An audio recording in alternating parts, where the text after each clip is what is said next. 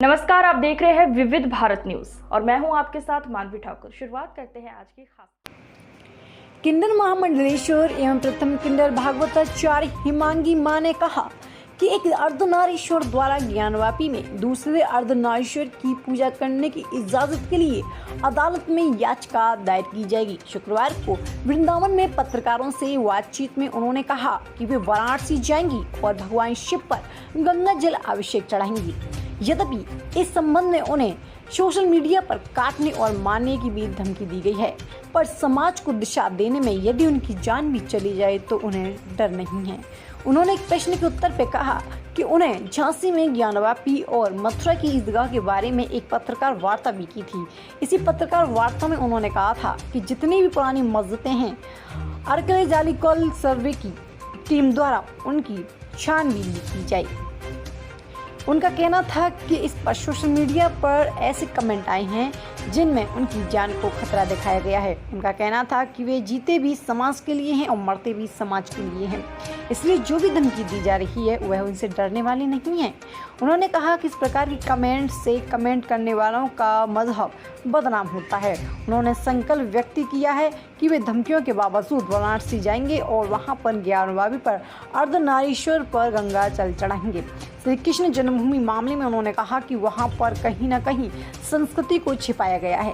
श्री कृष्ण की जन्मस्थली पर मंदिरों का विध्वंस किया गया एवं मस्जिद पर बना दी गई। इस प्रकार से भगवान श्री कृष्ण की जन्मस्थली को विध्वंस किया गया, उसे मिलजुल कर पुनः स्थापित किया जाएगा। उनका कहना था कि यदि इसके लिए भी उन्हें मरने की धमकी दी जा रही है तो वे उनसे डरने वाली नहीं है। इस दौरान आकाश वर्मा, सुनील शर्मा, विकास शर्मा, अखिलेश कुमार के सिंह आदि लोग उपस्थित रहे।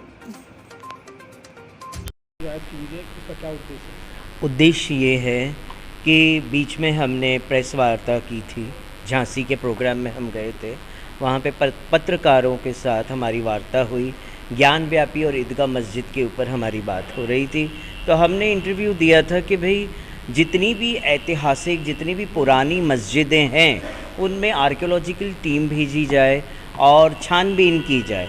तो इसके ऊपर हमें सोशल मीडिया पे ऐसे ऐसे कमेंट्स आए हैं कि कहते हैं कि आप अगर ज्ञानव्यापी आके तो देख लो, हम आपको काट के फेंक देंगे।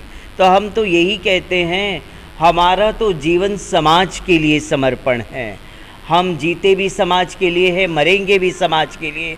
हमें कटने से डर नहीं है। आप कितना काट लोगे, कितनों को काट लोगे आप। हम यही अमन और शांति चाहते हैं। हम यही चाहते हैं जो हमारा है वो हमें मिले, जो आपका है वो आप रखें। हम उसमें भेदभाव कभी नहीं करते हैं, हम जाति पाति में भी भेदभाव नहीं करते हैं। मगर आप लोग इस तरह का कमेंट करके समाज को क्या दर्शाना चाहते हैं कि आप इस तरह का सोच रखते हैं अपने मन में, तो आपके मज़हब, आपका जो कौम है वो बदनाम होता है इससे। आप कमेंट तो आपने कर दिया मुझे मारने का, हमें कोई फ़र्क नहीं पड़ता है। हम फिर भी ज्ञानव्यापी आएंगे और भगवान शिव के ऊपर गंगा जल चढ़ाएंगे अपने हाथों से, क्योंकि स्वयं अर्धनारीश्वर के ऊपर ही गंगा जल चढ़ाने आ रही है। कई लोगों ने याचिका भी दायर की, आपके द्वारा कोई? हम भी याचिका दायर करेंगे। हम जा रहे हैं और वहीं पर ही अपने लेटर हेड के ऊपर हम याचिका डालेंगे कि हम भी पूजा पाठ करना चाहते हैं, अर्धनारीश्वर का पूजा पाठ करना चाहते हैं, हमारे भोले बाबा का पूजा पाठ करना चाहते हैं, और एक अर्धनारीश्वर स्वयं अर्धनारीश्वर की पूजा करने आ रही है। जिसको रोकना है रोक के दिखा। अयोध्या के बाद में ज्ञानवापी, उसके बाद में श्री कृष्ण जन्म स्थान को लेकर विवाद उठेंगे। हाँ, तो श्री कृष्ण जन्म स्थान को लेकर विवाद तो उठेंगे ही, क्योंकि वहाँ पे भी कहीं न कहीं हमारे भगवान श्री कृष्ण की संस्कृति छुपाई गई है। छुपी नहीं है, छुपाई गई है, जानबूझ के छुपाई गई है, क्योंकि पता था कि ये भगवान श्री कृष्ण का जन्म स्थली है, फिर भी उसकी जगह पे मस्जिद बना दिया गया, मंदिरों का विध्वंस कर दिया गया, हमारे भगवान श्री कृष्ण के घर का भी विध्वंस कर दिया गया।